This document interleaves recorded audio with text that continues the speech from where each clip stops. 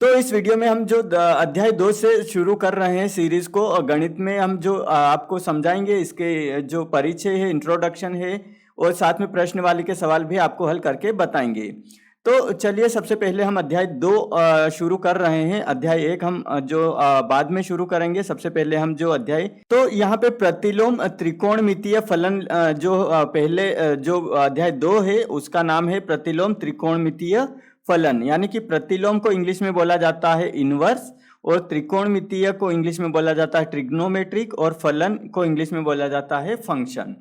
तो यहाँ पे जो फलन है उसको f से इससे प्रदर्शित किया जाता है, इससे। और यदि यहाँ पे -1 लिख लिया जाता है तो वो प्रतिलोम हो जाता है। इसको क्या पढ़ा जाता है? प्रतिलोम फलन। क्या पढ़ा जाता है? प्रतिलोम फलन पढ़ा जाता है। तो यहाँ पे लिख रखा है इसको जो है फलन को इससे प्रदर्शित किया जाता है f से। और इसको जो यहाँ पे बहुत से फलन ऐसे होते हैं जो एकेकी, आच्छादिक या दोनों ही नहीं है, इसलिए हम उनके प्रतिलोम की बात नहीं कर सकते। हम कक्षा 11वीं में पढ़ चुके हैं कि त्रिकोणमितीय फलन अपने स्वाभाविक सामान्य प्रांत और परिसर में एकेकी तथा आच्छादिक नहीं होते हैं। तो हम जो त्रिकोणमितीय फलन हम पढ़ चुके हैं यहाँ पे जो है कक्षा 11वीं में। और जो यहाँ पे कुछ प्रारंभिक गुणधर्म यानी कि प्रॉपर्टीज पर भी हम विचार करेंगे इस पाठ में। यहाँ पे कलन को इंग्लिश में क्या बोला जाता है? यहाँ पे कैलकुलस बोला जाता है, में एक महत्वपूर्ण भूमिका निभाता है। तो यहाँ पे कलन को बोला जाता है कैलकुलस। इसी प्रकार यहाँ पे समाकलन को इंटीग्रल्स बोला जाता है।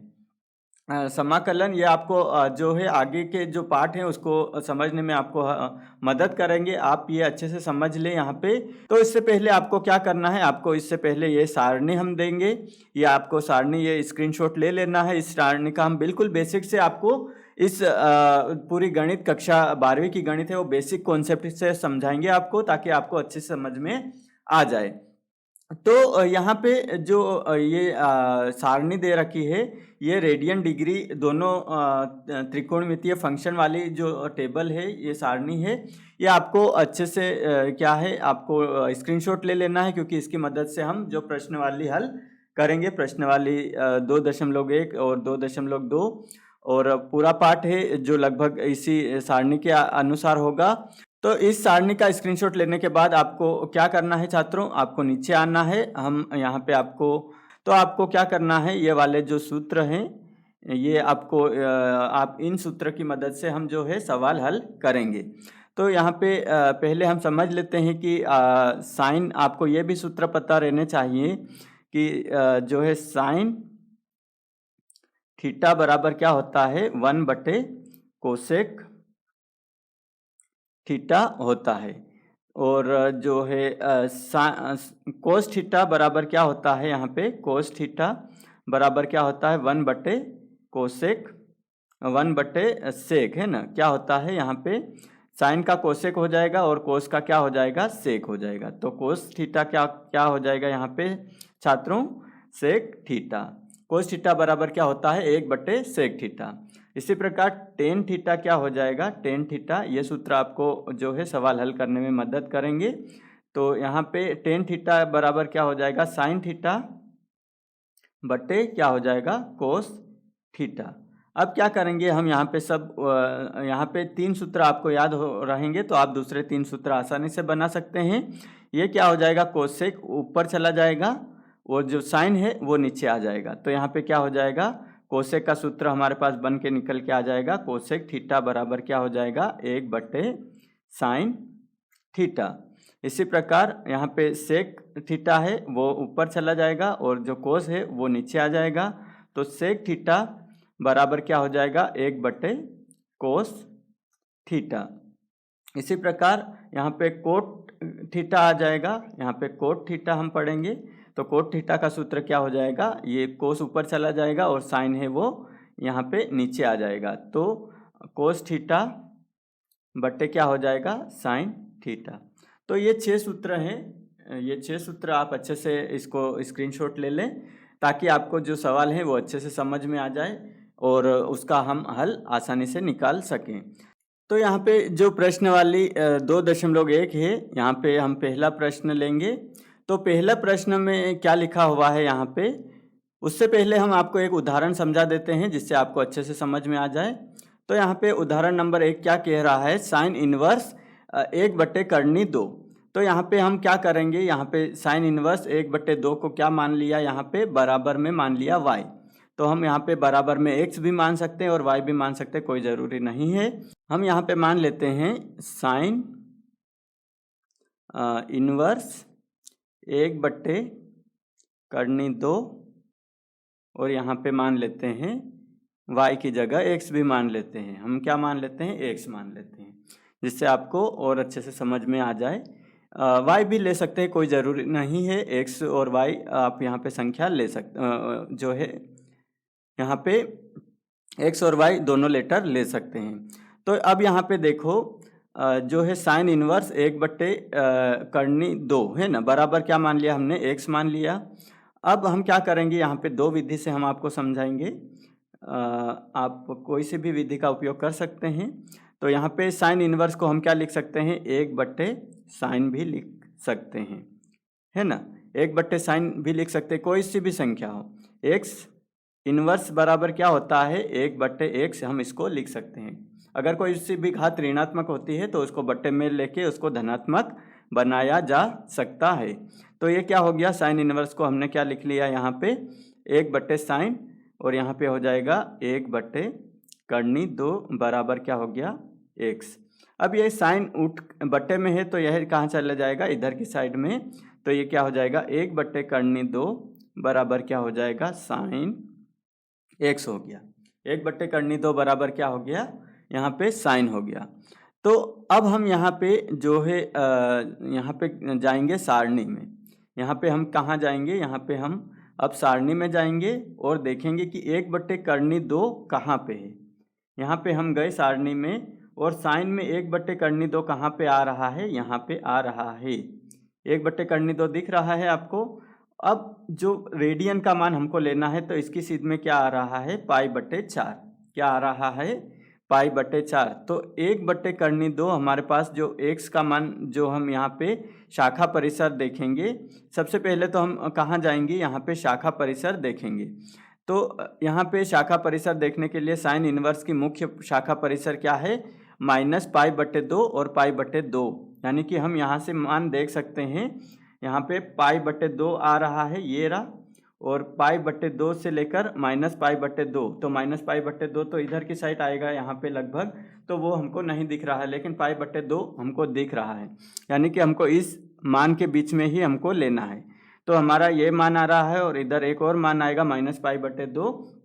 तो इसके बीच में हमारे पास आ रहा है, क्या आ रहा है, यहाँ पे 1/2।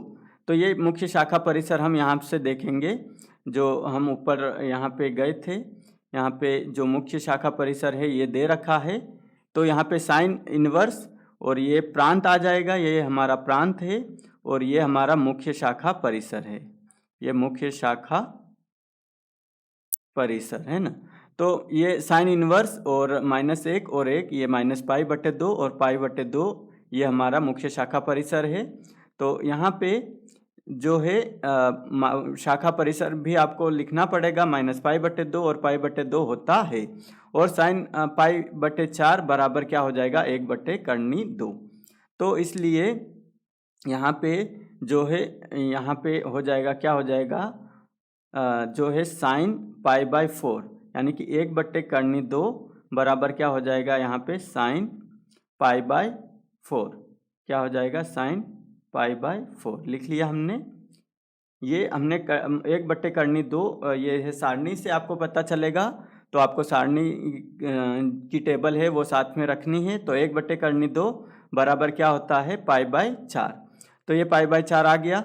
अब क्या करेंगे हम, ये क्या हो जाएगा, ये साइन है, ये इन्वर्स में बदलेंगे हम, तो ये हो जाएगा इधर की साइड चले, इधर आ जाएगा, तो हो जाएगा ये साइन इन्वर्स 1/2 बराबर क्या हो जाएगा, π/4। ये हमारा उत्तर निकल के आ गया। तो इसका मुख्य मान क्या है, π/4, ये हमारा मुख्य मान निकल के आ जाएगा। ये क्या आ जाएगा, मुख्य मान। तो इस प्रकार आप जो है हल कर सकते हैं। ये कैसे आया, साइन इनवर्स 1/2 ये है ना, इसको साइन को हम क्या लिख सकते हैं यहाँ पे 1/sin इनवर्स। इसको हम और हल करके आपको बता देते हैं। यहाँ पे हमने 1/2 लिखा बराबर यहाँ पे साइन है तो इसको हम 1/sin लिख सकते हैं, साइन की घात -1 और ये हो जाएगा π/4। जब ये साइन इनवर्स यहाँ पे इधर की साइड आ जाएगा, यहाँ पे हम इसको अब बट्टे में आ गया है तो इसको हम इधर ले आ सकते हैं, तो ये हो गया साइन की घात -1 और ये करनी 1/2 बराबर इधर क्या बचा अब π/4। तो ये उत्तर निकल के आ गया। और अगर यहाँ पे आप इसको और सरल करना चाहते हैं, अगर आपको ये साइन इनवर्स, तो आप दोनों साइड में भी क्या कर सकते हैं, यहाँ पे जो है साइन का गुणा कर सकते हैं। साइन इनवर्स 1/2 और यहाँ पे हो जाएगा जो है साइन x हो जाएगा और यहाँ पे क्या हो जाएगा साइन। तो यहाँ पे साइन से साइन कट जाएगा और बचेगा क्या 1/2 और यहाँ पे हो जाएगा कितना साइन x। तो ये स्टेप निकल के आ जाएगी आपकी सीधे। अगर आप साइन का गुणा करते हैं, आप 1/sin भी लिख सकते हैं, कोई वो दिक्कत नहीं है। अब हम आगे बढ़ते हैं और प्रश्नवाली का सवाल हल करते हैं यहाँ पे। तो प्रश्नवाली का सवाल यहाँ पे जो क्वेश्चन नंबर 1 है उसको हल करते हैं। क्वेश्चन नंबर 1 क्या कह रहा है यहाँ पे, साइन इनवर्स -1/2। तो साइन इनवर्स -1/2 क्या हो, यहाँ पे हम देखेंगे। पहले तो हम इसको सरल कर लेते हैं। तो यहाँ पे मान लेते हैं x बराबर क्या मान लिया हमने x। ये साइन इनवर्स इधर जाके काय का हो जाएगा, यहाँ पे हम इसको 1/sin लिख सकते हैं और ये हो गया -1/2 बराबर क्या हो जाएगा यहाँ पे x। तो ये साइन है, इधर जाके साइन x हो जाएगा तो -1/2 बराबर क्या हो जाएगा साइन x। अब हम यहाँ पे शाखा परिसर देखेंगे।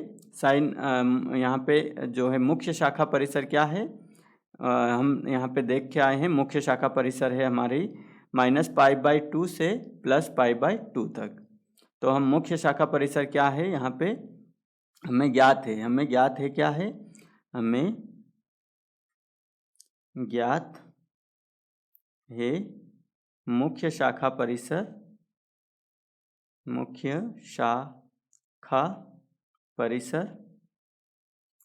कितना है हमारे पास, -π/2 से लेके π/2 तक। तो ये हमने देख लिया। अब मुख्य शाखा परिसर हमको पता चल गया। अब हम जाएंगे यहाँ पे साइन में और ढूंढेंगे कि -1/2 कहाँ पे आ रहा है। तो यहाँ पे साइन में हम गए तो यहाँ पे 1/2 तो यहाँ पे जो है 1/2 हमारे पास यहाँ पे आ रहा है। हम π/2 तक जाएंगे, इससे आगे नहीं जाएंगे, है ना। साइन में हम कहाँ तक जाएंगे, 0 से लेके π/2 तक जाएंगे हम यहाँ पे। अगर यहाँ पे भी आ रहा है 1/2 लेकिन इसको हम नहीं लेंगे, हम यहाँ पे से यहाँ तक लेंगे, 0 से लेके π/2 तक लेंगे। तो हमारे पास 1/2 कहाँ पे आ रहा है, ये आ रहा है 1/2 हमारे पास ये आ रहा है। तो π/6 आ जाएगा हमारा मुख्य मान। हमारा मुख्य मान क्या निकल के आ जाएगा π/6। तो यहाँ पे लिख लेते हैं -1/2 और यहाँ पे आ जाएगा कितना आ जाएगा साइन। मुख्य मान हमारे पास निकल के आ रहा है कितना है 6। यहाँ पे हम देख लेते हैं मुख्य मान हमारे पास कितना निकल के आ रहा है π/6। अब हम इसको और सरल कर लेते हैं। अब हम ये जो बट्टे में है इसको ले जाएंगे। तो -1/2 बराबर 1/sin इनवर्स और π/6। तो ये साइन हम इधर की साइड ले जाएंगे तो ये हो जाएगा साइन इनवर्स -1/2 बराबर π/6। तो यहाँ पे साइन इनवर्स -1/2 का मुख्य मान π/6 है। ये हमारा उत्तर निकल के आ जाएगा। तो हम अंत में लिख लेंगे अतः साइन इनवर्स -1/2 का मुख्य मान π/6 है। ये हमारा उत्तर निकल के आ जाएगा। तो इस प्रकार आप कोई सा भी क्वेश्चन है उसको हल कर सकते हैं। बस आपको जो है यहाँ पे शाखा परिसर देखना है और जो है सारणी देखते आना चाहिए आपको। तो सारणी देखना बहुत आसान है, आप जो भी मान है वो यहाँ पे सारणी में ढूंढें और उसका सीध में जो रेडियन का मान आ रहा है, रेडियन का मान आ रहा है वो आपको यहाँ पे देखना है। रेडियन का मान क्या आ रहा है वो आपको वहाँ पे मुख्य मान आपका आ जाएगा। अब हम क्वेश्चन नंबर दूसरा लेते हैं। क्वेश्चन नंबर दूसरा क्या कह रहा है और उसके जो है हम यहाँ पे उसका उत्तर निकालेंगे। तो हम क्वेश्चन नंबर 2.1 का हम क्वेश्चन नंबर 2 हल करते हैं। तो क्वेश्चन नंबर 2 क्या है, यहाँ पे लिखा हुआ है कोस इनवर्स करनी 3/2। कोस इनवर्स करनी 3/2 है, बराबर हम मान लेंगे, क्या मान लेंगे यहाँ पे x मान लेंगे। अब हम सीधे इसको ले जाएंगे, पहले हमने सीख लिया था कि कोस इनवर्स 1/कोस होता है, तो हम इसको डायरेक्ट सीधे लिख देते हैं यहाँ पे करनी 3/2 बराबर क्या हो जाएगा कोस x लिख लेते हैं। अब हम यहाँ पे जो कोस 1 का हमें ज्ञात है, हमें यहाँ पे लिखेंगे हमें ज्ञात है कि यहाँ पे क्या ज्ञात है हमें कि कोस इनवर्स है ना, कोस इनवर्स की मुख्य शाखा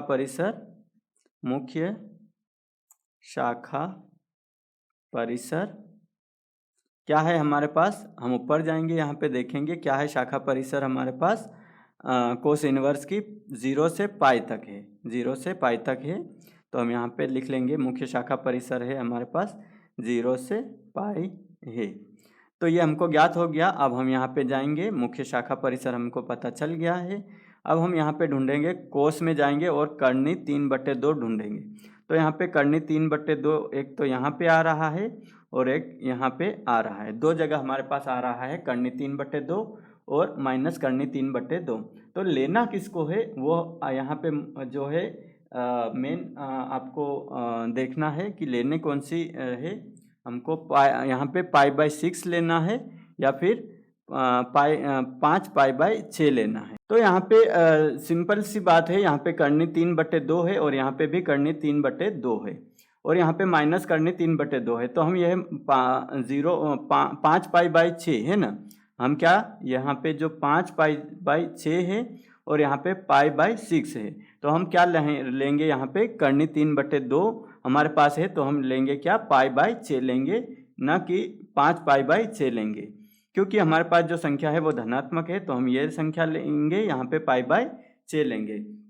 तो जो है क्वेश्चन हम आगे हल करते हैं। तो हमारे पास जो मान निकल के आ गया है यहाँ पे करनी 3/2 बराबर हमारे पास कोस कितना निकल के आ गया है π/6। कितना निकल के आ गया है यहाँ पे π/6। हमने जो यहाँ पे सारणी में देखा है कि करनी 3/2 की सीध में क्या आ रहा है, रेडियन में मान 5/6। तो अब इसको हम आगे हल करते हैं। तो यहाँ पे जो करनी 3/2 ये हमने पिछले क्वेश्चन में हमको आपको बताया था कि कोस अगर इधर की साइड में है तो इधर की साइड हम लाने के लिए इसको बट्टे में ले जाएंगे, तो ये क्या हो जाएगा कोस इनवर्स हो जाएगा। अगर धनात्मक है तो ऋणात्मक हो जाएगी कोई भी संख्या। यहाँ पे x की घात -1 लिख लेते हैं और यहाँ पे बट्टे में क्या हो जाएगा 1/x। अगर ये बट्टे में अगर यहाँ पे जो धनात्मक संख्या है, अगर मान लेते हैं कि यहाँ पे x है, तो ये इधर की साइड जाके क्या हो जाएगी x की घात -1 हो जाएगी। तो ये क्या हो जाएगा यहाँ पे धनात्मक है, तो ये हो जाएगा क्या इधर आके ऋणात्मक हो जाएगा, यानी कि करनी 3/2 और ये हो जाएगा 1 क्या हो जाएगा कोस इनवर्स हो जाएगा और ये हो जाएगा π/6। अब इसको और हल करते हैं, ये इधर की साइड आ जाएगा, तो क्या हो जाएगा कोस इनवर्स और ये करनी 3/2 बराबर क्या हो जाएगा π/6। तो हम लिख लेंगे अतः कोस इनवर्स करनी 3/2 का मुख्य मान है ना, मुख्य मान हमको मुख्य मान तो ज्ञात करना था, यहाँ पे मुख्य मान ज्ञात करना है, का मुख्य मान कितना हो जाएगा हमारे पास π/6 है। तो इस प्रकार आप कोई से भी क्वेश्चन है उसका जो उत्तर निकाल सकते हैं। बस आपको समझ में आना चाहिए कि सारणी कैसे देखना है। सारणी देखने के लिए आपको क्या करना है, ये मुख्य शाखा परिसर आपको मदद करेगा कि आपको कहाँ से कहाँ तक देखना है। 0 से लेके पाई तक देखना है, या फिर आगे हमने देखा था कि 0 से लेके जो है पाई -पाई/2 से लेके पाई/2 तक देखना है। कैसे, वो साइन में आता है। तो मुख्य शाखा परिसर है वो आपको सारणी देखने में मदद करती है। आप मुख्य शाखा परिसर यहाँ पे जाके यहाँ पे मुख्य शाखा देख सकते हैं कि आपको कहाँ से कहाँ तक जो सारणी में मान देखने हैं वो आप यहाँ से पता कर सकते हैं। ये आप -पाई/2 से पाई/2 तक देख सकते हैं। यहाँ पे 0 से लेके पाई तक देख सकते हैं। फिर यहाँ पे -पाई/2 कोसेक में -पाई/2 से पाई/2 तक देख सकते हैं। सेक में 0 से लेके पाई तक देख सकते हैं। टेन में -पाई/2 से पाई/2 तक देख सकते हैं। और जो कोट इनवर्स में है वो 0 से लेके पाई तक देख सकते हैं। तो ये शाखा मुख्य शाखा परिसर आपको जो है ये सारणी देखने में मदद करेगी। यहाँ पे जो सारणी है वो आप आसानी से देख सकते हैं और उसके मान निकाल सकते हैं। तो छात्रों, हमने जो प्रश्न 1 और 2 आपको हल करके बता दिया है। तो अब आपको जो होमवर्क में करना है, ये क्वेश्चन 3 से लेके आपको यहाँ पर 10 तक आपको जो होमवर्क करना है। तो अगर आपको ये क्वेश्चन 3 से लेके जो 10 तक आपको होमवर्क दिए गए हैं, यदि आपको इसमें कठिन जो प्रश्न लगे तो आप हमें कमेंट में ज़रूर बताएं। अब हम क्वेश्चन नंबर जो आगे बढ़ते हैं और क्वेश्चन नंबर यहाँ पे 11वां हल करते हैं। तो क्वेश्चन नंबर 11 क्या है हमारे पास? क्वेश्चन नंबर 11 यहाँ पे लिख रखा है tan inverse 1 plus cos inverse -1/2 और यहाँ पे प्लस साइन इनवर्स माइनस का 1/2 लिख रखा है। तो अब हम यहाँ पे सीधे मान रख लेंगे। यहाँ अब हम सीधे सारणी में देखेंगे और जो है मान यहाँ पे लिख लेंगे। तो यहाँ पे टेन इनवर्स 1 का मान क्या है वो हम यहाँ पे सारणी में जाके देखेंगे। तो यहाँ पे 10 पे जाते हैं, यहाँ पे हम 10 पे गए और यहाँ पे टेन इनवर्स यानी कि 1 का मान हमारे पास क्या आ रहा है, हमारे पास जो मान आ रहा है यहाँ पे पाई/4 आ रहा है। यहाँ पे जाना है, सबसे पहले आपको 10 देखना है, उसके बाद उसकी सीध में ढूंढना है कि 1 कहाँ पे है। तो 1 यहाँ पे आ रहा है और इसकी सीध में आपको ऊपर जाना है रेडियन में और इसका मान सीधे आपको यहाँ पे लिख लेना है, क्या आ रहा है, पाई/4 प्लस अब हम जाना है कोस में और देखना है कोस में हमारे पास -1/2 कहाँ पे आ रहा है। तो कोस में यहाँ कोस की सीध में गए और कोस में -1/2 यहाँ पे आ रहा है और इसकी सीध में यहाँ पे जाके देखना है। तो इसकी सीध में आ रहा है रेडियन का मान 2π/3, क्या आ रहा है यहाँ पे, 2π/3 आ रहा है। तो आप सिंपल जो सारणी है वो साथ में रखें। अगर आपको प्रश्न हल करना है तो बहुत आसान तरीके से आप हल कर पाएंगे। फिर आपको आगे बढ़ना है और प्लस लिखा हमने और साइन का मान यहाँ पे साइन इनवर्स और 1/2, तो साइन में हमको जाना है और 1/2 ढूंढना है। तो 1/2 हमने यहाँ पे कहाँ तक जाना है, मुख्य मान हमारे पास क्या है, पाई/2 से पाई/2 तक जाना है हमको, यहाँ से यहाँ तक ही जाना है, इससे आगे के मान हमको नहीं देखने हैं।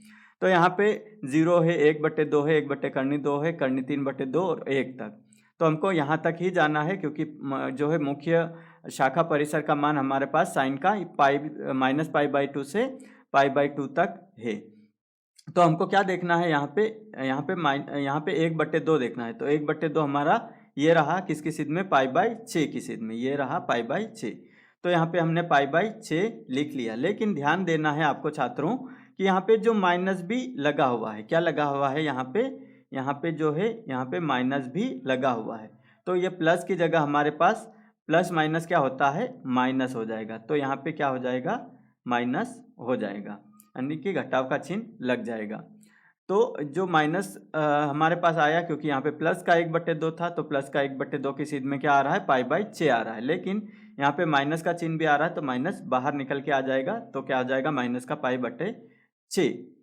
अब हम इसको और हल करते हैं तो ये हो जाएगा पाई/4 प्लस हो जाएगा 2π/3 और ये हो जाएगा माइनस का पाई/6। तो इसको हल हम करेंगे और जो है मान यहाँ पे हम निकालेंगे।